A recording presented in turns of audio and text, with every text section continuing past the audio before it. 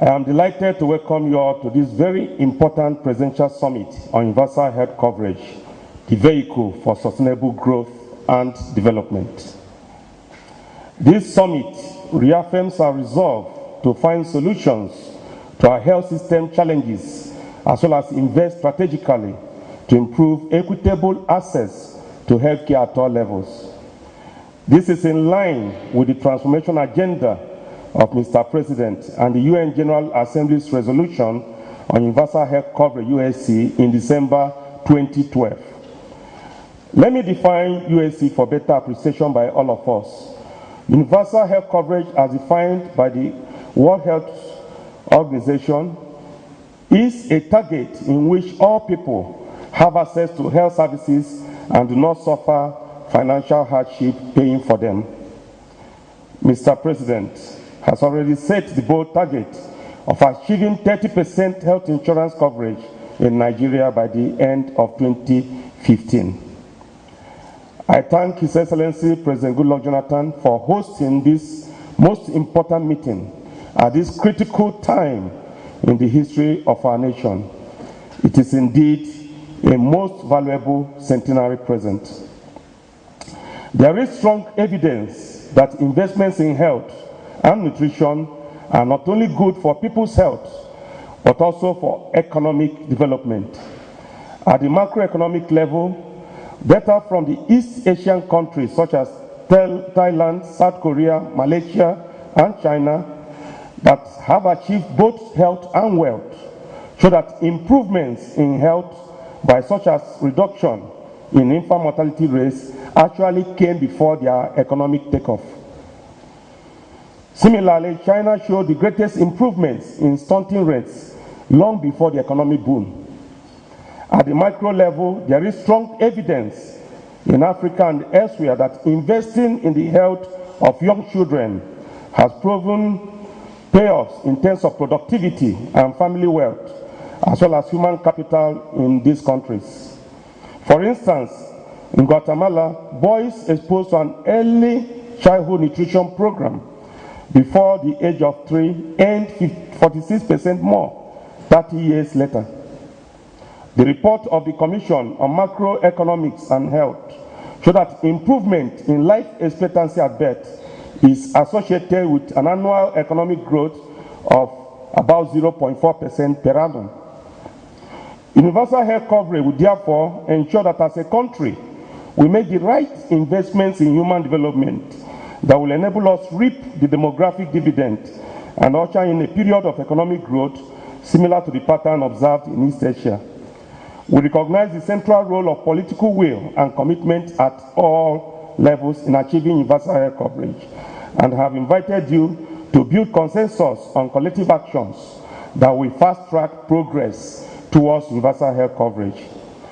The healthcare systems in our 36 states, the Federal Capital Territory, and the 774 local government areas have been at the front line of healthcare delivery and therefore critical to achieving universal health coverage. Over the last couple of months, we have challenged technical experts to bring forward evidence-based arguments of potential options for universal health coverage in Nigeria. This was followed by extensive deliberations during the pre-summit technical workshop by critical stakeholders, including commissioners for health, the organized private sector, labor organizations, professional associations, development partners, civil society, healthcare managers. Religion is to institute a health insurance that is compulsory and fully enforced for all Nigerians.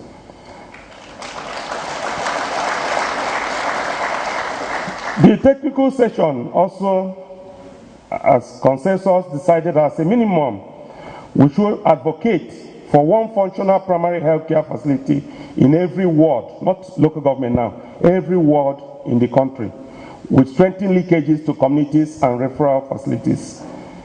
The technical session also said we should explore the establishment of an independent health quality commission to ensure standards and compliance. We need to address also the issue of first contact to our general care provider of primary health care and referral mechanisms and systems.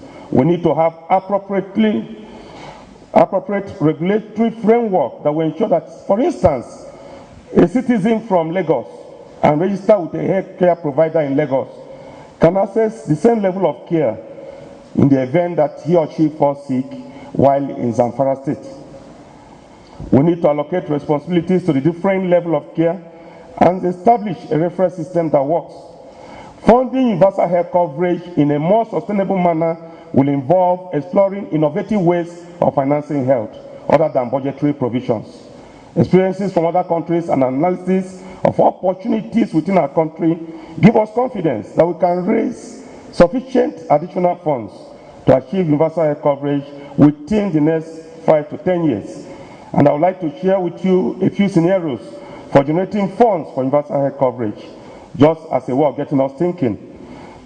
A current mobile penetration rates of 100 million active lines as published by the Nigerian Communications Commission indicates that if an additional ₦1 per minute, and if people will speak for 15 minutes altogether in a day for only 50 million of those callers, and even if only 25 million of them send text messages and they are charged an additional ₦1 per text message, would have by the end of the year 280 billion naira.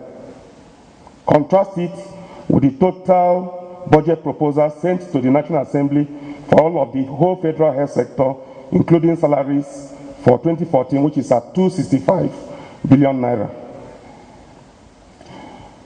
If, for instance, we have a universal health coverage levy of 200 naira per local economic ticket, 1,000 per local business class ticket, $10 per international economic ticket, $50 per business and first class international ticket, will still generate additional 45 billion naira. And there can also be special taxes on some of these harmful products that give us problem in the health sector. And this will also generate additional resources. These additional funds can be managed by a national universal health coverage fund and used to finance coverage for the poor and vulnerable, provide grants for public health facilities to improve infrastructure and services, and low interest loans to also support the private health care providers. The fund can also finance emergency care services, including ambulance services and home care services that take care closer to the people. Your Excellency, in terms of job creation, for the 774 local government areas, with an initial crew and support of 10 staff only, the ambulance service alone will provide 77,000 jobs. And this will expand progressively to millions of jobs over time. The home care agencies will conservatively provide about 20 jobs per local government area at reception. This will provide an additional 154,000 jobs.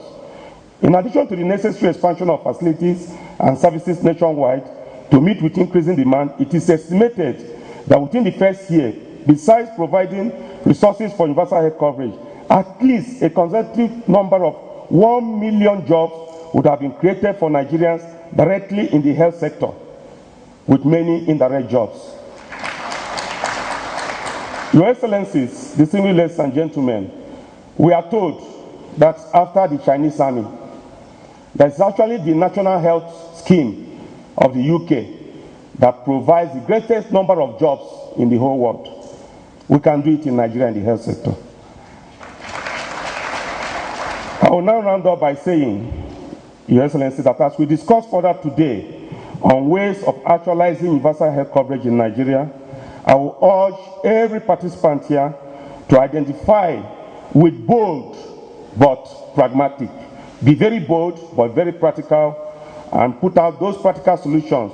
And in doing so, remember to put our people, the Nigerians, first in everything. I would like to appreciate the members of the organizing committee who have worked tirelessly to plan this summit. Permit me to single out two individuals who I know did so well. Our Director of Planning, Research and Statistics, Mrs. Ansogu. Our consultant, Dr. Chukwu, not my own, who served very well on this committee, but everybody on that committee actually worked very tirelessly very committed, very diligently. So I commend all of you. I want to commend the state ministries of health. Your Excellency, the states cooperated. Almost all the state commissioners for health were in attendance over the last 2-3 days. So I would like to thank our governors for making that possible because they delegated them to attend. Our development partners were no less very supportive. All of them, many of them that even traveled from outside this country. A few have left, but many of them are still around to participate in today's summit. And other stakeholders, very numerous to begin to mention one after the other, but I believe those who would move the vote of thanks at the end of the day will do justice to that. I want to thank them from their rich contributions that have helped to shape the content of what we'll be discussing today. Personally, I look forward to a most successful summit. I want to welcome everyone. Your Excellencies, thank you for listening.